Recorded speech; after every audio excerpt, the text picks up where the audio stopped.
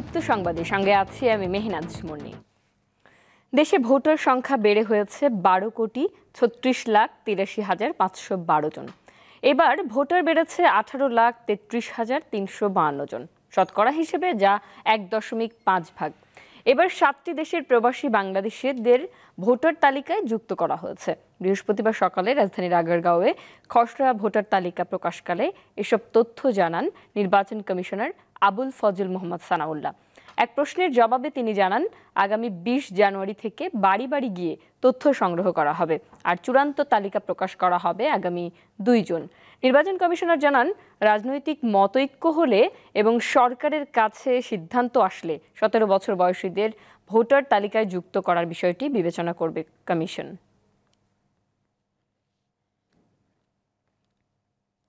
গত বছরের চূড়ান্ত ভোটার তালিকায় ভোটার সংখ্যা ছিল 12,18,50,160।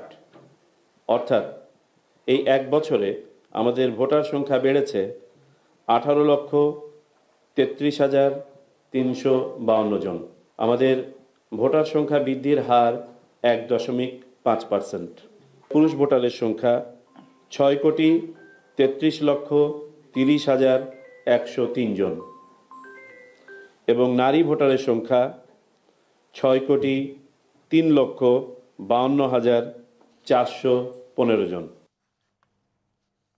নানা কর্মসূচিতে আজ জাতীয় সমাজ সেবা দিবস পালন করা হচ্ছে। দিবসটির এবারের প্রতিপাদ্য, নেই পাশে কেউ যার, সমাজ সেবা আছে তার। জাতীয় সমাজ সেবা দিবস উপলক্ষে রাজধানী ছাড়াও জেলা ও উপজেলা পর্যায়ে নানা কর্মসূচি গ্রহণ করেছে সমাজ সেবা অধিদপ্তর। কর্মসূচির মধ্যে রয়েছে ওয়াকাথন, মুক্ত আড্ডা ও পুরস্কার বিতরণ। দিবসটি উপলক্ষে সকালে রাজধানীর মানিক মিয়া এভিনিউয়ে ওয়াকাথন কর্মসূচি উদ্বোধন করেন প্রধান উপদেষ্টা ডক্টর মোহাম্মদ ইউনুস। এ সময় তিনি বলেন, শুধু নিজের স্বার্থে নয়, জনগণের কল্যাণে ব্যবসা করা উচিত। ওয়াকাথনে সমাজসেবা অধিদপ্তরের সেবা গ্রহীতা, অংশীজন ও নিবন্ধিত সংস্থাসমূহের প্রতিনিধি ও সমাজসেবা অধিদপ্তরের কর্মকর্তা কর্মচারীরা অংশগ্রহণ করেন। আমরা উৎসাহিত করি সবাইকে, যাতে এই ব্যবসা, যে পরের স্বার্থে ব্যবসা, যেটাকে আমরা সামাজিক ব্যবসা বলি, সে ব্যবসাতে উৎসাহিত হয়। এবং এখন হচ্ছে, মানুষ আস্তে আস্তে এটা বুঝছে, বিশেষ করে তরুণদের মধ্যে এটা আছে যে হ্যাঁ, আমি যখন ব্যবসা করব, নিজের স্বার্থে ব্যবসা করব এবং অন্যের স্বার্থে, পরের স্বার্থেও ব্যবসা করব, যেটাতে আমি যা যা দেখি হচ্ছে না, স্বাস্থ্য খাতে ঘাটতি আছে, স্বাস্থ্যের সেবা করি, শিক্ষা খাতে ঘাটতি আছে, শিক্ষা খাতে সেবা করি, সামাজিক ব্যবসা করে। রাষ্ট্রদ্রোহের মামলায় সম্মিলিত জাগরণ জোটের মুখপাত্র চিন্ময় কৃষ্ণ দাসের জামিন নামঞ্জুর করেছে আদালত। বৃহস্পতিবার সকালে চট্টগ্রাম মহানগর দায়রা জজ সাইফুল ইসলাম শুনানি শেষে এই আদেশ দেন। শুনানিতে চিন্ময়ের পক্ষে 11 জন আইনজীবী অংশ নেন।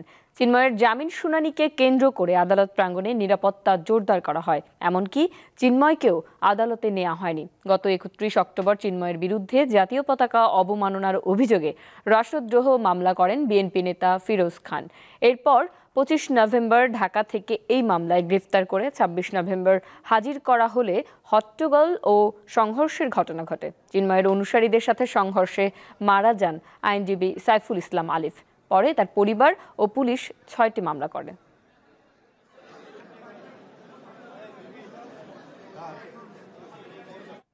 রাজধানী সহ সারা দেশে বেড়েছে শীত। ঘন কুয়াশায় ঢেকে থাকছে সব জায়গা। পঞ্চগড়ে রাতের পাশাপাশি কমতে শুরু করেছে দিনের তাপমাত্রাও। সকাল 9টায় সর্বনিম্ন তাপমাত্রা 11.3 ডিগ্রি সেলসিয়াস রেকর্ড করেছে তেঁতুলিয়া আবহাওয়া অফিস। চুয়াডাঙ্গায় সর্বনিম্ন তাপমাত্রা 9.8 ডিগ্রি সেলসিয়াস আর নওগাঁয় তাপমাত্রা 10 ডিগ্রি ঘরে নেমেছে। ঘন কুয়াশা না থাকলেও উত্তরের বাতাসের কারণে শীতের তীব্রতা বেড়েছে। রংপুরের তাপমাত্রা রেকর্ড করা হচ্ছে 12 ডিগ্রি সেলসিয়াস। প্রতিদিন হাসপাতালগুলোতে বাড়ছে ঠান্ডাজনিত রোগী। কুড়িগ্রামের রাজারহাট আবহাওয়া পর্যবেক্ষণ কেন্দ্র জানায়, 3 সপ্তাহ ধরে এই অঞ্চলের সর্বনিম্ন তাপমাত্রা 11 থেকে 13 ডিগ্রিতে ওঠানামা করছে। লালমনিরহাটে 2 দিন ধরে দেখা মিলছে না সূর্যের। আগামী কয়েকদিনে শীতের তীব্রতা আরও বাড়তে পারে বলে জানিয়েছে আবহাওয়া অফিস।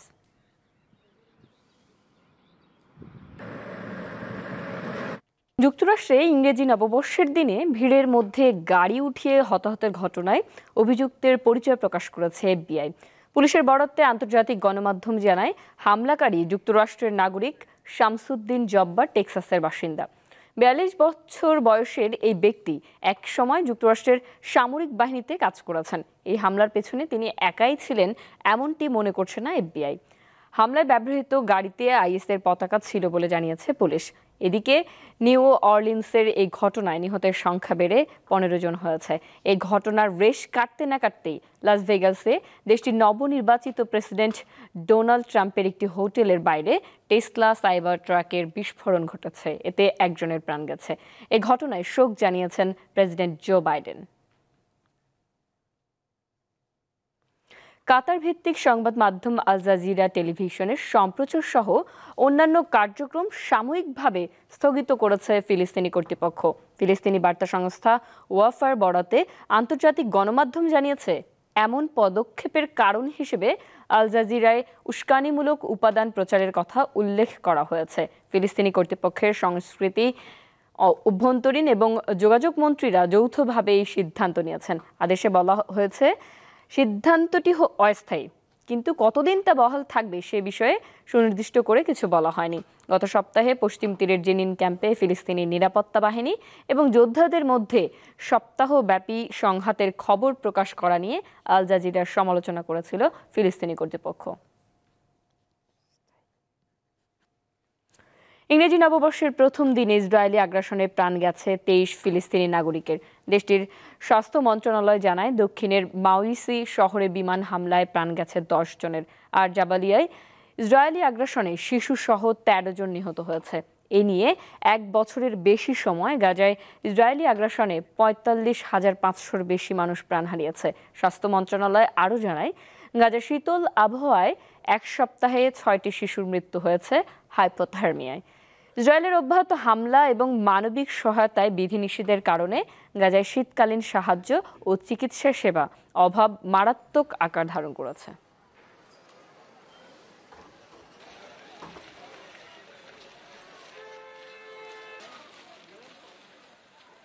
টি-20 ফরম্যাটের অধিনায়কত্ব ছাড়ছেন নাজমুল হোসেন শান্ত। নিজের সিদ্ধান্তের কথা এরই মধ্যে বিসিবিকে জানিয়েছেন তিনি। গত বছর ফেব্রুয়ারিতে নাজমুল হোসেনকে 3 সংস্করণের অধিনায়ক করা হয়। গত ডিসেম্বর পর্যন্ত ছিল তার মেয়াদ। টি-20-র অধিনায়কত্ব ছাড়ার কথা জানানোর সময় তিনি বিসিবিকে বলেছেন, বোর্ড চাইলে টেস্ট ও ওয়ানডের অধিনায়কত্ব চালিয়ে যাবেন। শান্তর এই ইচ্ছায় সম্মতি জানিয়েছে বিসিবিও। ধারণা করা হচ্ছে, আগামী মার্চে ঘরের মাঠে জিম্বাবুয়ের বিপক্ষে টি-20 সিরিজের নেতৃত্ব তুলে দেয়া হতে পারে লিটন দাসের কাঁধে।